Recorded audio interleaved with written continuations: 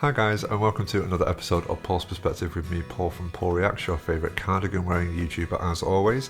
And today we're going to be looking at a little bit of soul, more specifically Ladies of Soul, which is a annual sort of like event that just commemorates and gives and pays tribute to all the female soul artists that we've had, both past and present, that have given us the music that we love and adore today. And obviously one of the biggest soul icons in the female music industry is of course the late great Whitney Houston. And one person that has taken the persona of Whitney arguably more than anybody else is a woman by the name of Glennis Grace, who is who we're going to be watching today. And she has done a rendition of one of the greatest Whitney Houston songs ever written and performed, which is Run to You. I know a lot of people connect to I Will Always Love You, even though that was originally written by Dolly Parton, and songs like I Have Nothing, which of course are big, massive songs. But for me, Run to You is one of those underappreciated songs, let's say, which don't get as much recognition for me as much as the aforementioned songs that I've just run off the top of my head. So I thought I would take the time out to watch her perform. I mean, I've not seen it yet. I was amazed. I've watched her performances of I Have Nothing and I Will Always Love You, and I was blown away, which is why I love the fact that she'd done a performance called Run to You. I'm fascinated to see what she does with this, so let's not waste any time. If you're a bigger fan of Whitney as I am, then I think you're going to love it too. So kick back and relax, and let's see what Glennis Grace does with Whitney in this respect. And if you have seen her before, then you know you're in for a treat, and if you haven't seen her before, take it from me, you are in for a treat. Let's have a look.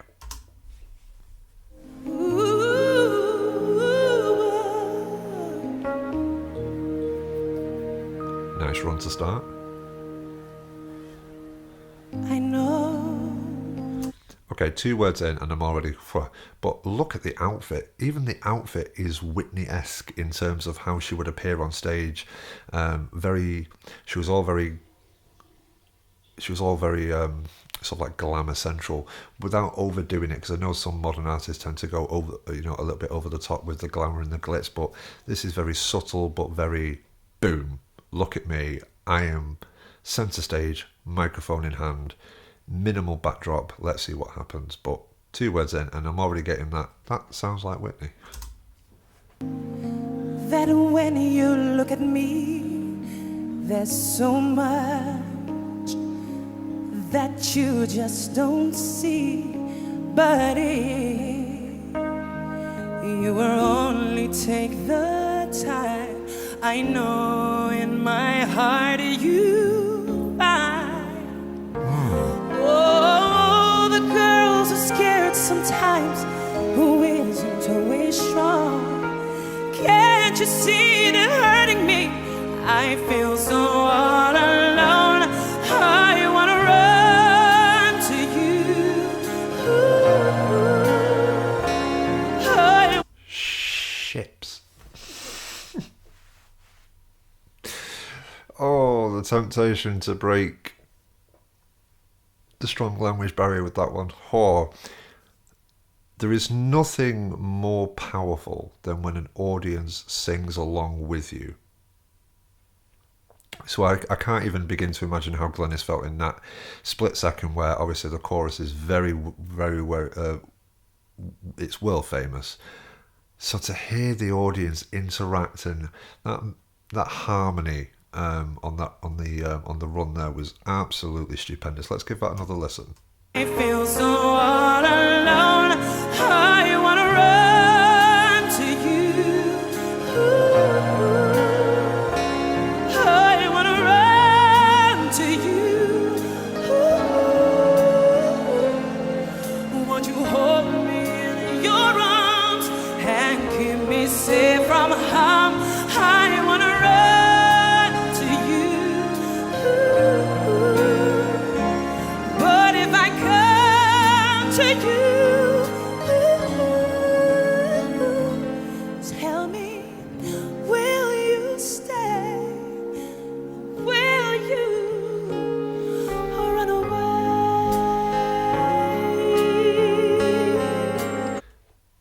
close your eyes, even if it's just for 30 seconds, and listen, you just can't help but draw the comparison between Glennis and Whitney, and even her gesticulations, her hand movements are very Whitney-esque. She's a stunning woman as well. Let's have it right. Both Whitney and Glennis in this case, but everything about it is just like a warm blanket, is it not? I mean, I'm glad I'm wearing a cap because it just feels like a really nice warm cardigan. Listening to this performance, it is so.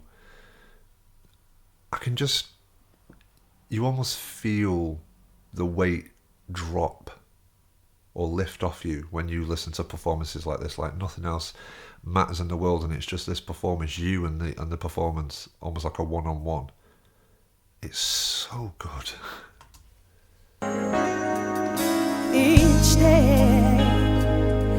Each day I played a role of someone. Can I also say I'm normally not a fan of people who record the gig or record the concert, because I think if you're sat behind someone who's doing that, it's very irritating because you're almost looking through the screen at the stage, at the performance, rather than just looking straight over the head. So I'm normally not a fan, but I just think there's got to be times where you have got to capture that moment, otherwise people aren't going to believe you. So I suppose on this instance, I'll let them off. Always in control, but at night when I come home and turn the key, there's nobody there, no one cares for me. Oh, what's the sense of trying hard to find your dreams without someone to share it with? Tell me, what does it mean? I wanna run to you. Okay, that run was out of this world. There it is, out of this world. Tick that one off your Paul Reacts bingo card. Can I also commemorate how difficult it is to walk and sing at the same time? It's so difficult, and she executed that perfectly.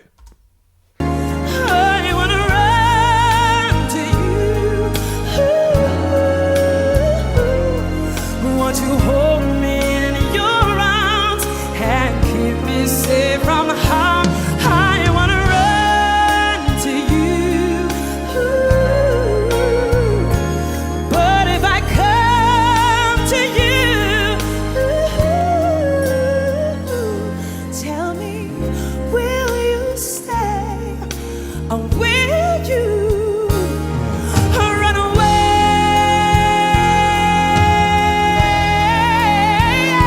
Run away.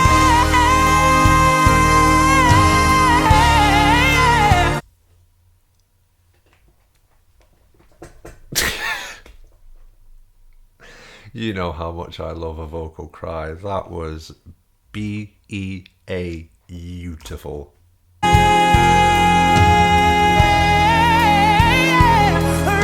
away.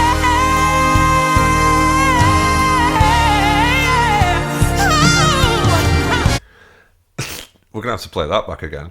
It's so easy after, because it's not as if it was an immediate, like skip a beat kind of vocal cry. There was an audible pause before the vocal cry took place, and it's incredibly easy afterwards for that note to fall completely on its backside, and she could have arguably lost the entire performance and the audience with that. But the fact that she maintained and sustained the same pitch, tone and clarity, even with the vocal cry in the middle, unbelievable technique, and it was beautiful to listen to. But then she decided to take it up another notch. Run away.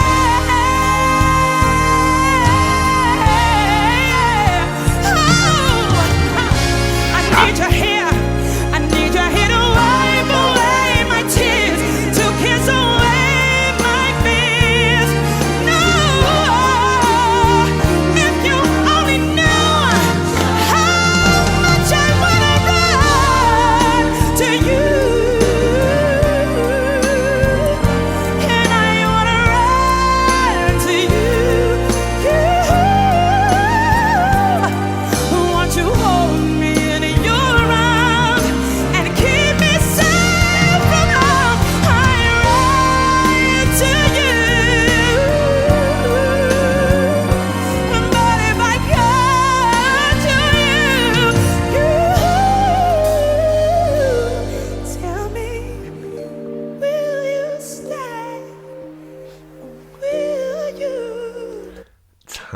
tiny little pitch issue there, but I suppose after belting out what you've just belted out, you're going to be exhausted. Probably didn't have time to reset the larynx, so I'm more than happy to give her a pass on that one. Just forget that ever happened, because the rest of the performance has been absolutely sublime.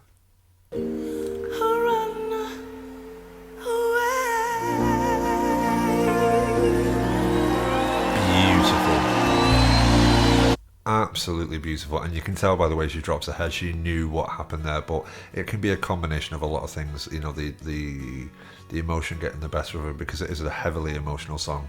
But I told you guys you were in for a treat. That was just that's a bit of me that just I'm country through and through, but there is nothing better than a big soulful performance. And I'm a massive Whitney fan. I mean, I'm a fan of all music. Country is the genre that I tend to resonate with most, but I'm a massive fan of soul, blues, jazz, that sort of thing, and that is just the epitome of soul. And it's almost looking at it's Whitney 2.0. There's no other way to put it. She has stepped in a time machine and gone back to 90s Whitney with that one. Absolutely out of this world. But on that note, there's nothing more I need to say. I hope you guys enjoyed it as much as I did. Thank you very much for joining me on this episode of Paul's Perspective, and I will most certainly catch you in the next one. Take it easy, guys.